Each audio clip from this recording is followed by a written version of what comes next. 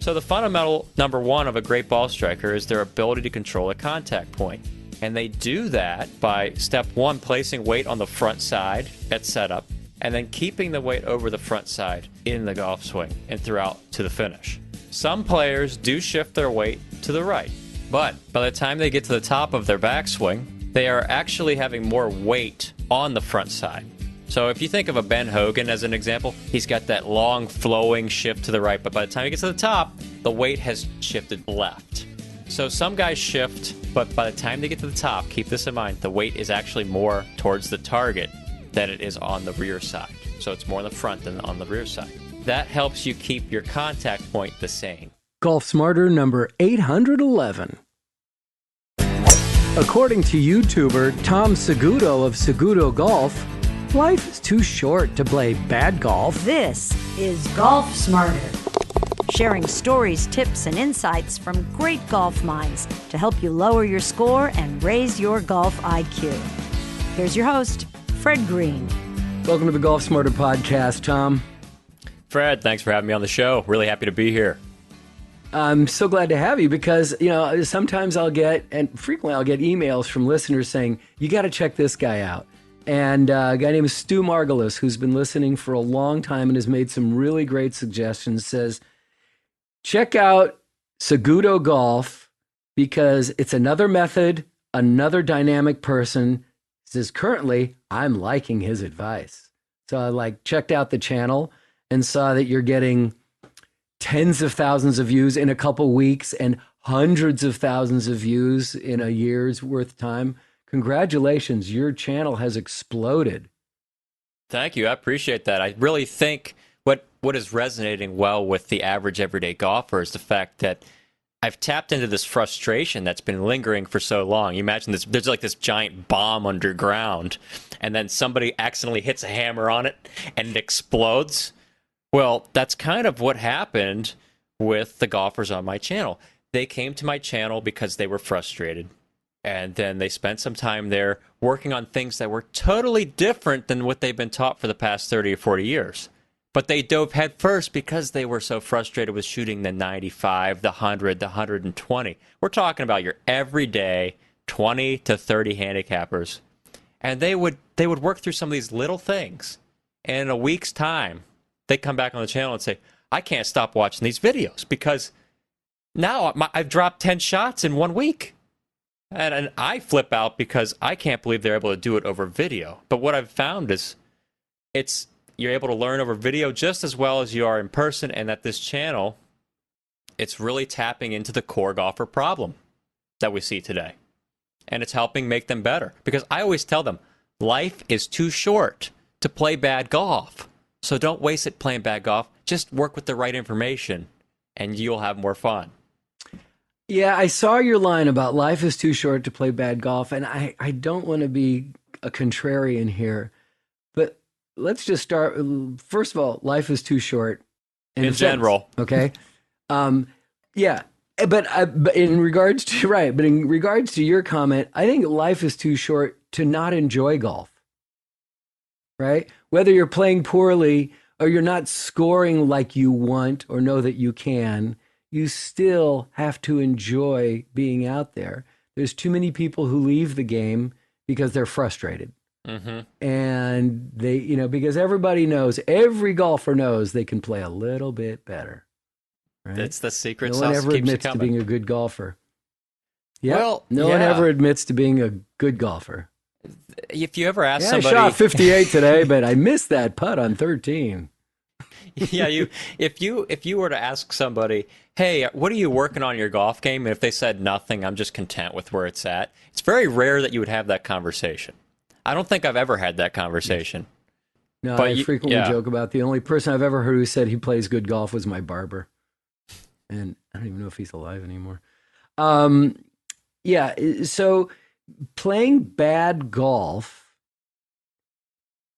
and what you're teaching, I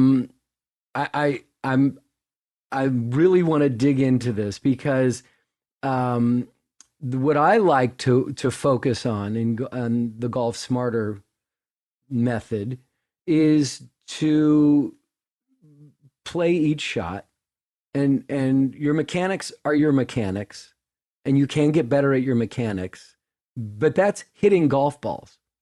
And playing golf and hitting golf balls, I feel are two different things. How do you feel about that?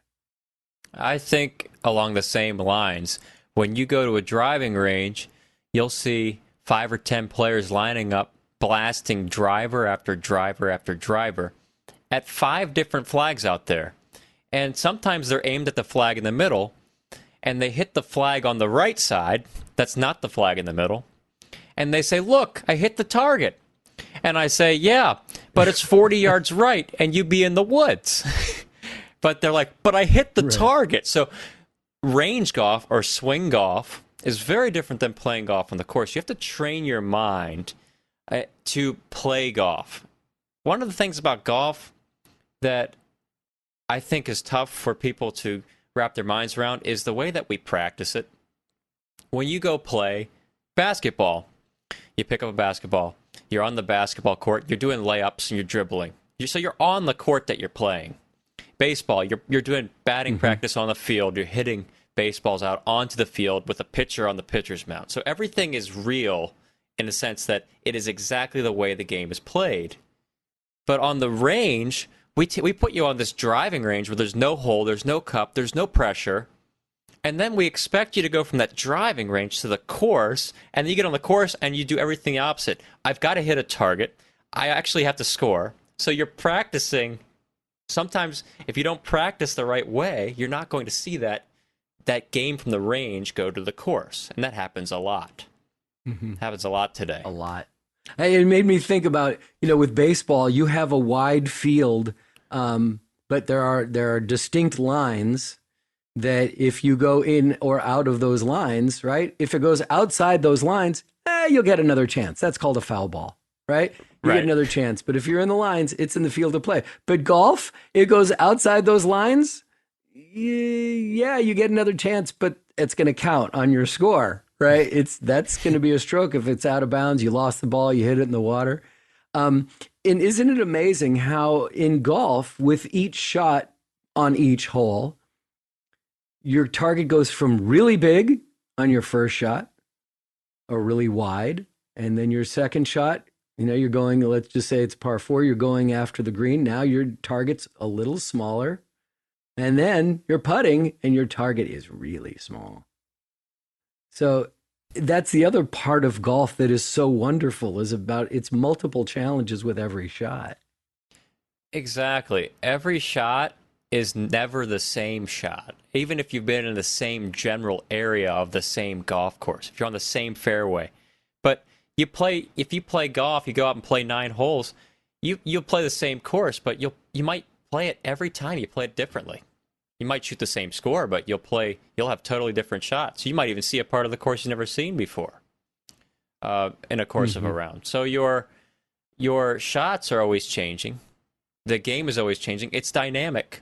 And that's why when you practice, it's really hard for somebody to transfer from the range to the course if they're practicing on a flat lie and hitting the same club repeatedly. You're training yourself to do the same things. Now, I love to do that if I'm working on my swing, and you really can't go around changing lies on the range, so there's nothing wrong with that. But when you go out in the course, you just have to be aware that every shot's different, and you have to be prepared for different situations. And that's what's another part that I also find amazing is you're right. No shot is going to be the same, because even if you get the ball to land in the same spot every time, how'd you do that? The weather conditions can be completely different, right? Now you're competing with something else. You've got the wind to deal with, right? Or it could be hot and humid or dry out, and you're going to get the ball's going to carry farther than it usually does. Right, and your body changes day to day. You might have a certain muscle that's just not firing. And we can get on micro levels where, I slept on my neck wrong, and now I can't turn my shoulders as well as I did yesterday. And that's happened to me. I've had from personal experience. It actually was a good thing for my game. But, when something like that happens, your feel changes. So day to day, you're a different player. Wait, you can't stop there. Tell me what happened. What do you mean? You slept badly and you played well? I actually think it was divine intervention because I was practicing on my swing the day before, and I was really frustrated. My head does this turn in the golf swing, which is, it's okay for it to turn. Think Jack Nicklaus. It turns a little bit, helps you to turn your shoulders. But I've done this, and I don't like it because I turn my head too much. It causes my shoulders to level, and I swing the club way too inside. I hit massive hooks. And so I was just thinking, wouldn't it be great if I could not turn my head? So the next day, I wake up, and I'm like, my neck. In fact, I was sleeping, and you know those moments where you're kind of in sleep, but you're sleeping, but you're just kind of aware of your body. It's kind of like a dream state. Mm-hmm. I don't know how to describe it, other than the fact that I was sitting there and I was asleep, but I could feel my neck, and I felt my neck like twinge. And I felt that, and I heard my muscle go crack. That doesn't sound good. Woke up. My neck was killing me. So I couldn't turn it to the right, which was good for my golf swing. I couldn't turn it to right at all. In fact, I was immobile on my right side. I'd have to turn my body to turn my head to the right. Oh, we've all been there. Yeah.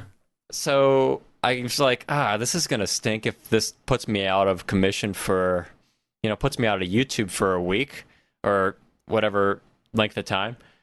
And went to the range, and I made some swings. My neck was stiff as a board, would not rotate to the right. But I videoed those swings, and they were beautiful. They were exactly what I was looking for, and I was hitting the ball so crispy, it wasn't hooking. So it was a blessing in disguise. Wow. And so let's take a time out because I want to hear what you figured out from that. So we'll be right back after this.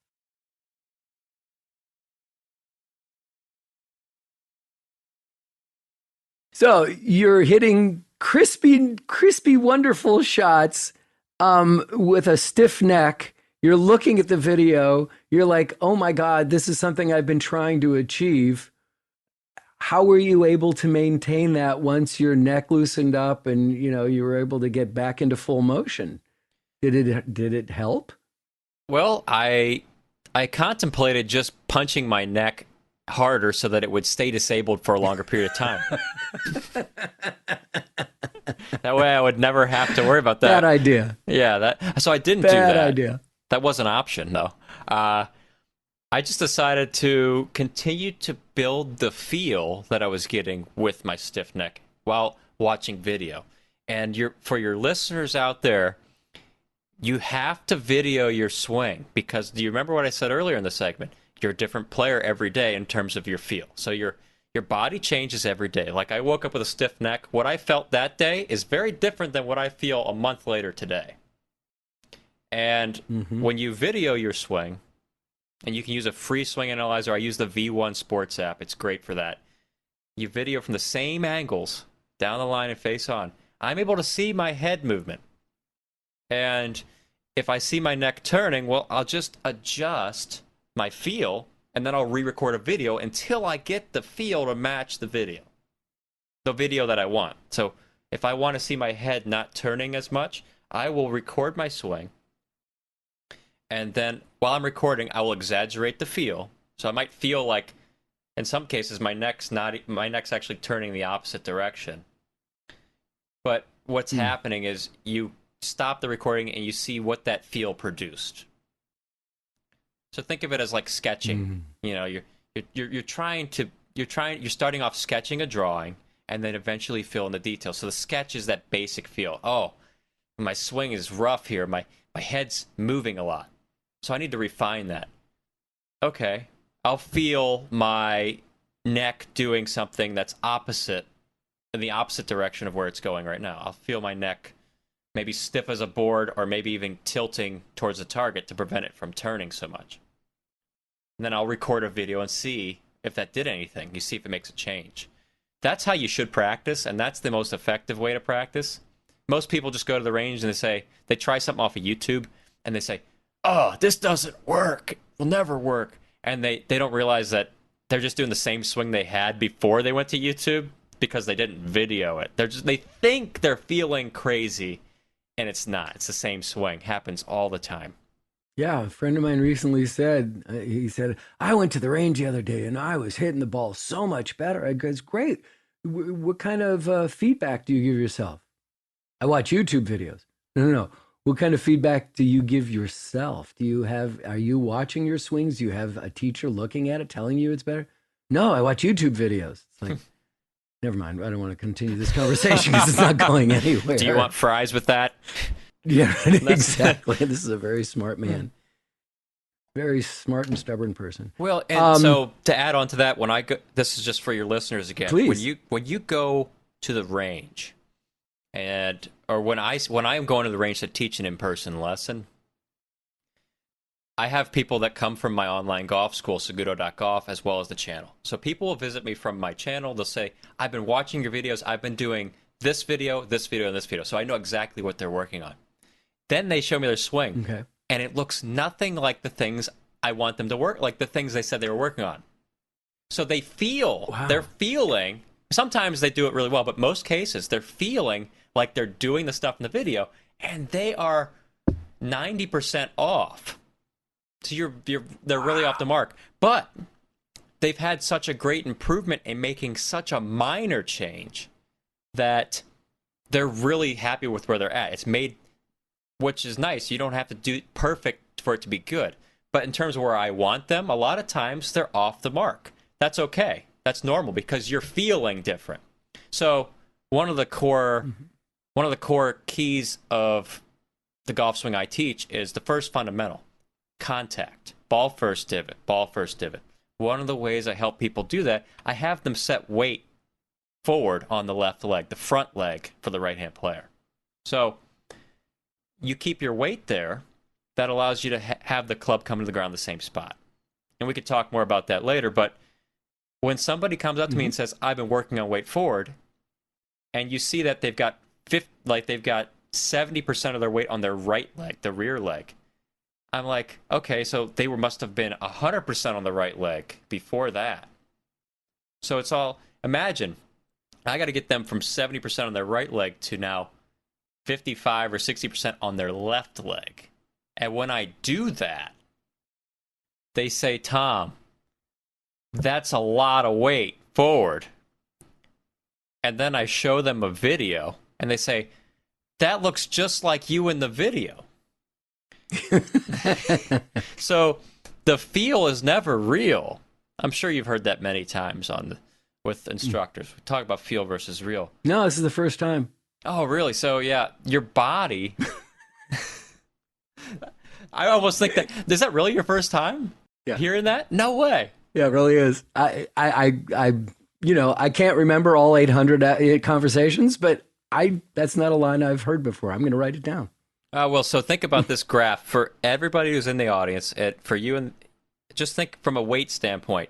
If you want to set your weight 55% on the front leg, which is what I prescribe, well, to me, that's just a slight nudge forward. But if you're somebody who's never put the weight forward, you come to me and you're 80% on your right leg. Well, I need to set you up 55%. But I need to go double to the front side. Like, I need to take that feel you have and double it the opposite direction to get you where you need to be. That's a swing change. That's how you change.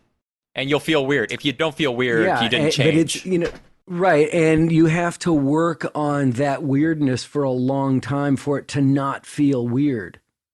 Right. And until it starts feeling, because I know for me, when I'm making a change of something, there's a lot of tension that goes with it, so that I'm remembering, or that I'm doing it. I'm forcing myself to do that change where, like the bowing of the wrist, which you talk a lot about in your videos. And, I feel that tension, but it's when I'm starting to get to a point where, okay, now I know what that feels like, relax, and I can loosen up my arm a little bit. I'm getting a lot better contact. I'm getting a lot more distance, a lot more accuracy.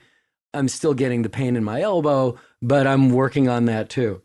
So yeah, the tension that comes with those changes, but it's going to take some time of feeling that regularly before it feels normal.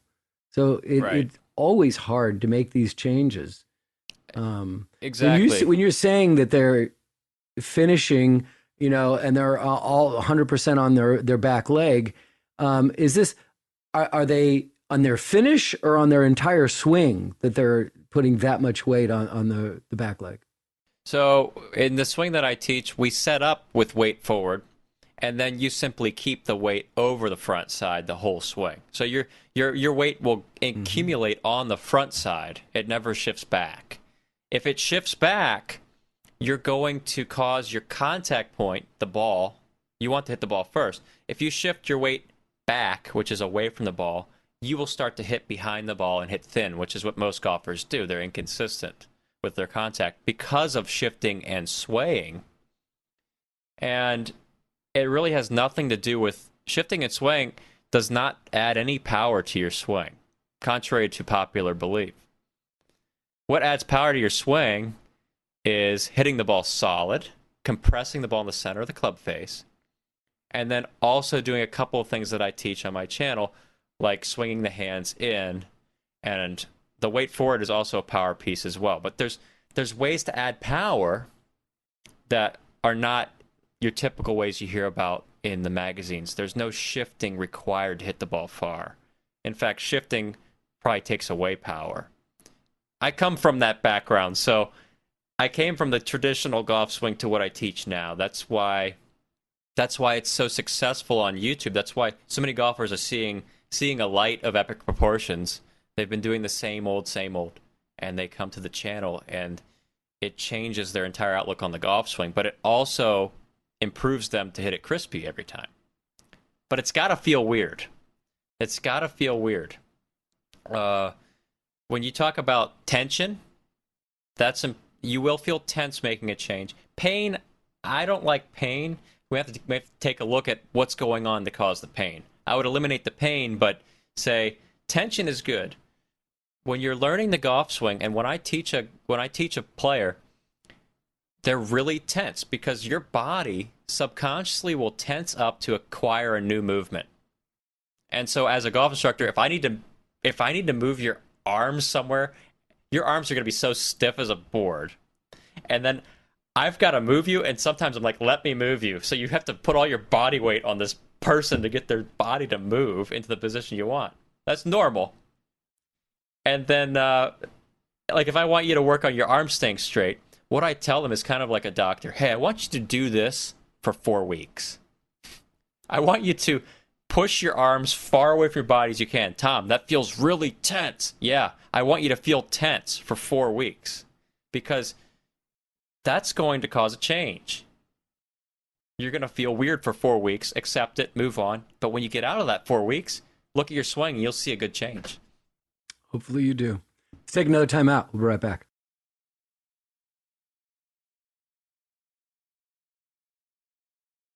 So, I think my pain comes from your face. You were very concerned. Yeah, I was.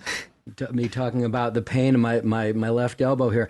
I think that it actually is not only the tension from trying to keep my wrist bowed through my swing, but it's hitting on a mat and then coming down on the ball and then hitting the ball, then hitting the mat.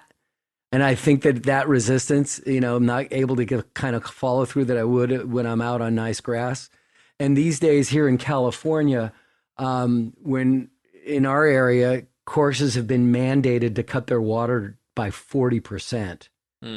So a lot of our courses are bone dry, and we're hitting off hard pan dirt a lot.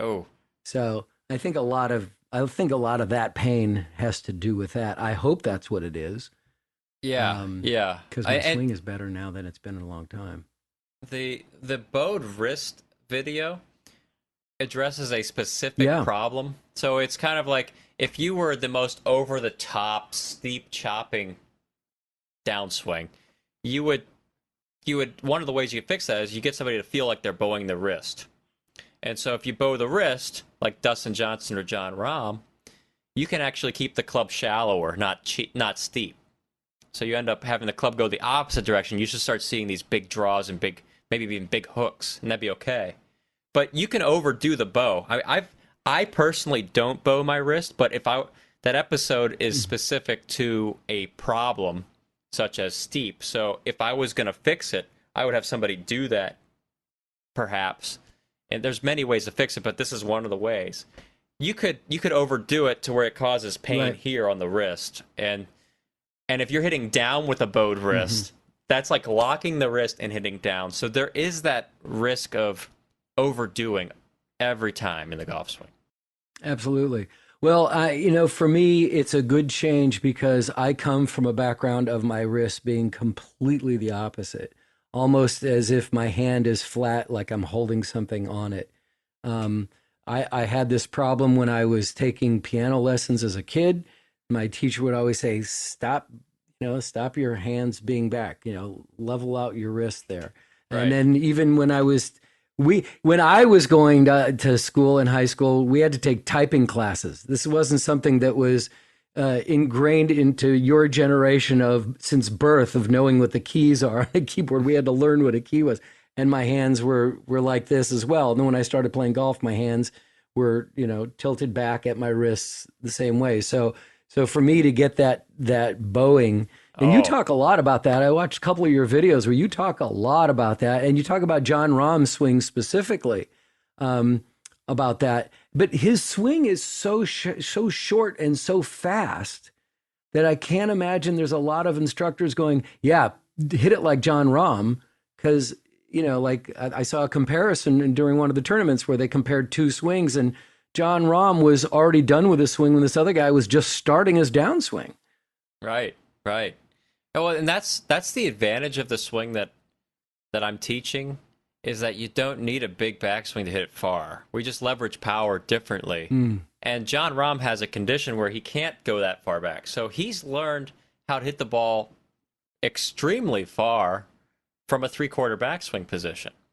And just the things that I talk about on my channel all the time, like the weight forward, the hands in behind the right shoulder, and then the shoulder down.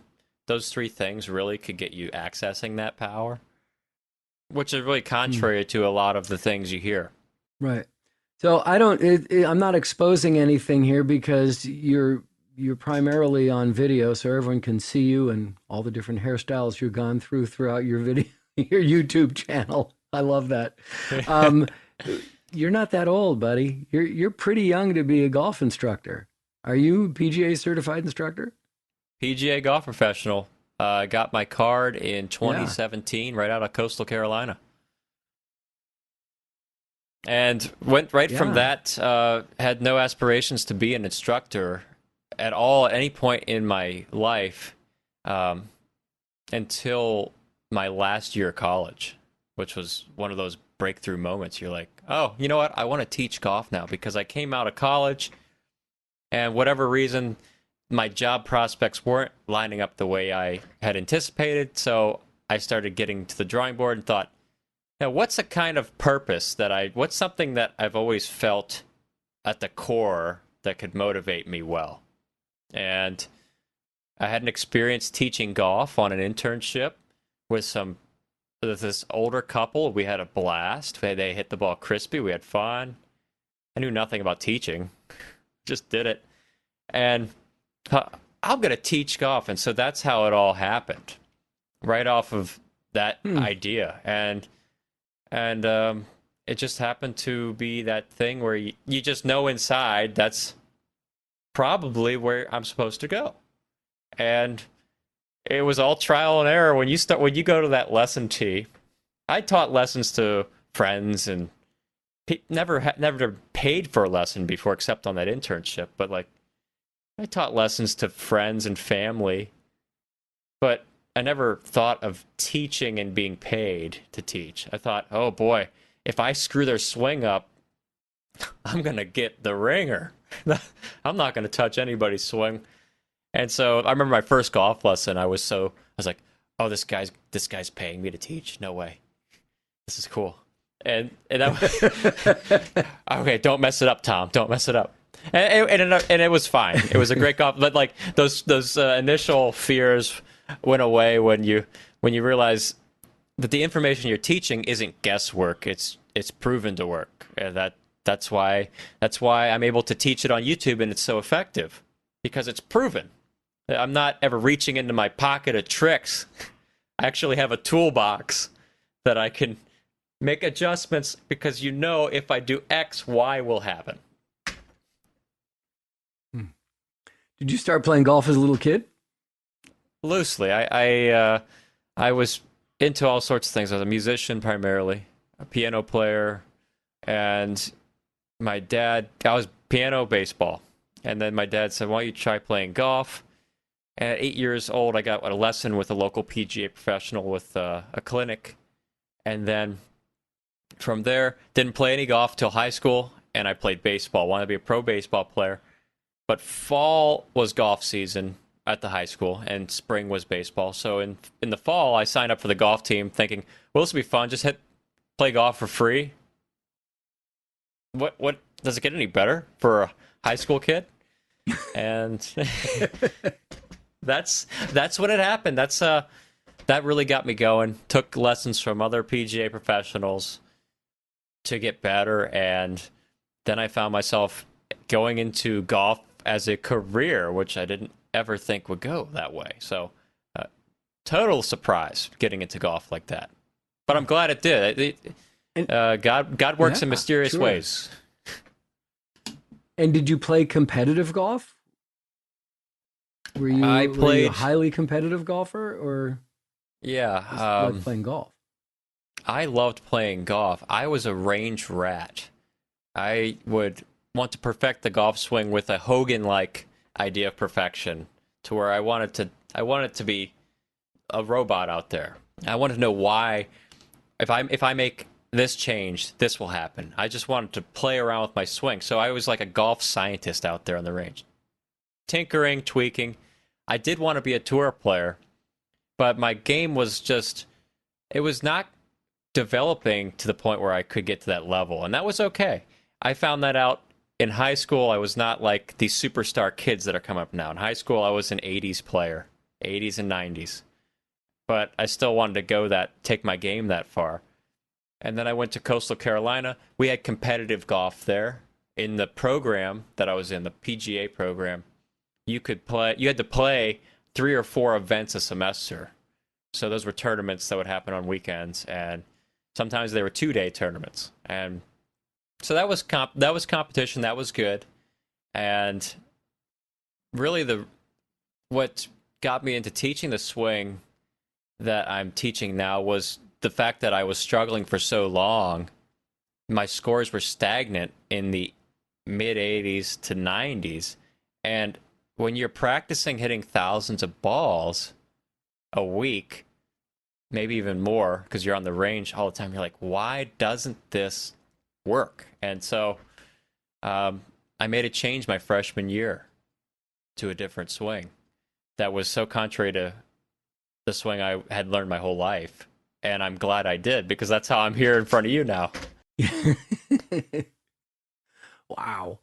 All right. Last time out, we'll take one more because you got to get going. And I want to, you brought up a topic that I want to cover and figure out how you became not just a golf teaching professional, but a YouTube sensation that's teaching golf. And we'll do that right after this. This week on Golf Smarter Mulligans, episode 127 is part 2 with former PGA Tour pro and Golf Channel announcer Andrew Magee. We often think about the glamour and excitement of what it is to play golf or any sport as a professional and on the highest level in the world. But in this members-only episode, which has never been published for public consumption before, Andrew shares with us that it's not always what we think. Even though he won 4 times on the PGA Tour, he actually lost 598 times. There came a point in his life that he just wasn't enjoying it anymore, and for more than one reason. I don't miss the traveling. I don't miss the loneliness. I don't miss being in motels by myself after 600 tournaments. It wasn't exciting. The show was not exciting anymore. It wasn't fun to go out and be on tour. The best part was, yes, teeing it up when the tournament started, but all the other time by yourself, I just became more depressed. combined with finding out I had a golf ball-sized tumor in my left kidney in 2006, that really helped me to decide, I'm not enjoying this, and I probably got kidney cancer because I'm depressed, and this sucks. That's Andrew Magee, former PGA Tour player on Golf Smarter Mulligans, number 127.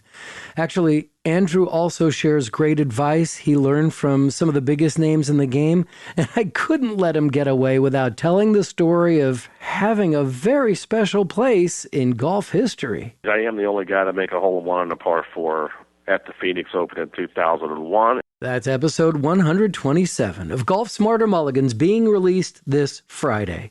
Both Golf Smarter and Golf Smarter Mulligans are available from where you're listening to this podcast right now. Please write a review, subscribe, and follow both of our golf podcasts so that you can download or stream the brand new episode when it becomes available on your favorite listening device. Tom, your YouTube channel is really exploded. I'm sure that I'm only going to guess by just the number of views that you get that you're probably making more of a living off of YouTube than you may be doing your golf instruction face to face. But you have on your website at Saguto.golf, and that's Saguto, Saguto.golf. You have a variety of membership programs and lesson programs that you offer. Let's go over that for a few minutes.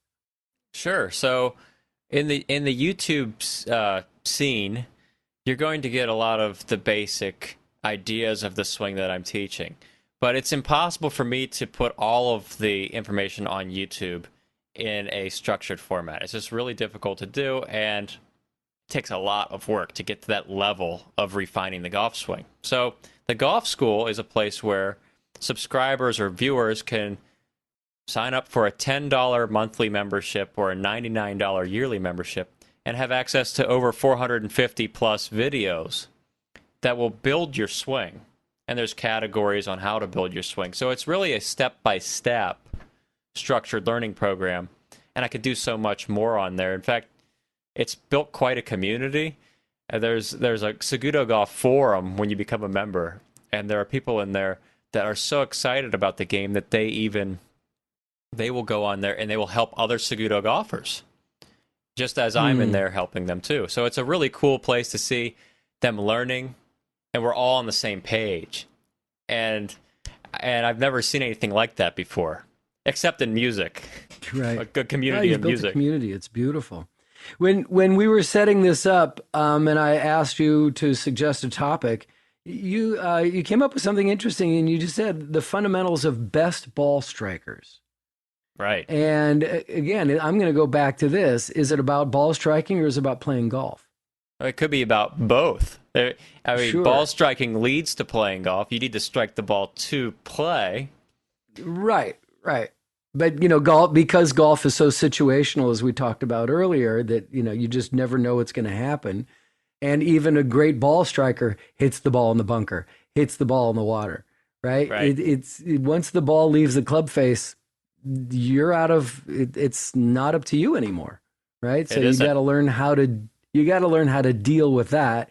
You got to learn how to accept that and then move on. It's not just about great ball striking. But if we can, in just the few minutes that we have left, tell me what you think are the fundamentals of the best ball strikers. Okay, so this will be like the best 5 minutes of your golfing life, as it changed my life the same way. But I want you to think of the golf swing as a circle. It's a golf swing. The club swings on a circle. And just imagine you're drawing this circle like you're in geometry class. Okay? And then draw a little stick figure in the middle of the circle, so that's you. All right. So I want you to draw a circle around your shoulders. You got that circle around your shoulders. That is the center of your shoulders. Now I want you to draw a circle around your hips. That is the center of your hips. Great ball striking happens when you're able to swing that club in a circle, because if I don't move the circle left or right, the club will return to the same spot every single time. Now, that sounds crazy because most people are used to being inconsistent. But in reality, consistency happens from being able to get your swing or your body to turn your shoulders in a circle. So the fundamental number one of a great ball striker is their ability to control a contact point. And they do that by, step one, placing weight on the front side at setup, and then keeping the weight over the front side in the golf swing and throughout to the finish. Some players do shift their weight to the right, but by the time they get to the top of their backswing, they are actually having more weight on the front side. So if you think of a Ben Hogan as an example, he's got that long flowing shift to the right, but by the time he gets to the top, the weight has shifted left. So some guys shift, but by the time they get to the top, keep this in mind, the weight is actually more towards the target than it is on the rear side. So it's more on the front than on the rear side. That helps you keep your contact point the same. Fundamental number two, or the second way you would try and control contact, is keeping your lead arm straight. I just did a video on this yesterday or Saturday, talking about the importance of the weight forward and the arm straight. Because if your lead arm is straight, that club will trace the same path every time. You know, if the arm's shortening or breaking down, your contact point will always change. So we need to keep the lead arm straight. Just those two things right there, you will play great golf. You're actually going to take a divot on the front side of the ball repeatedly. Step number two of a great ball striker is they're able to hit the ball far enough to play the golf course. And the way we do that is we do something called swinging the hands in. So if you think about taking your hands and putting them behind your trail shoulder, your right shoulder if you're a right-hand player. You see a lot of players on TV today. You look at where their left arm is at the top of the backswing, it's on the shoulders. It's on the shoulder line. It's not really above anymore. The players of maybe 20 years ago or maybe 15, 20 years ago or maybe into the 80s, they would lift their arms above their shoulders and then they would do this dropping of the club into the slot to hit the ball. But that requires a lot of timing, and it's also not as efficient. So I just simply put your hands behind your right shoulder. You're already in the slot in the backswing, so there's no extra work to do. Plus, you watch a football kicker, and I'm talking about American football. They don't kick straight on anymore. They kick on an angle because they get more power swinging the foot in on an angle, and they kick the ball farther with less effort. So that's that concept of hitting the ball far. And lastly, work on controlling the curve of your ball flight, which comes from being able to predict where's that ball going to go. And in the swing I teach, there's really not a hard turning of the hands. You don't need to release your hands or roll your hands over a lot. In fact, I recommend minimal hand usage through impact because your club face is the start direction of the golf ball.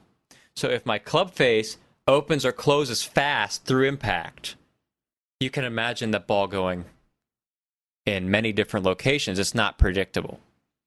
So that's how I would go about creating or striking the ball very well. And this is proven through what the players are doing, the best players routinely do on TV. You couldn't play great golf week in and week out with a swing that requires the most timing or the most practice. Like they can't do that. They just can't keep that up because timing's always going to change. If you're sharp, you're sharp. If you're bad, you're bad.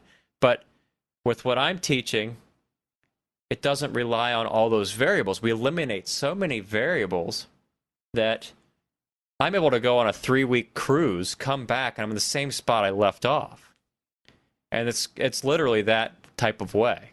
You don't really feel the rust as much as you do with other types of golf swings. And the style of this golf swing is called the stack and tilt swing if you want to learn more about it.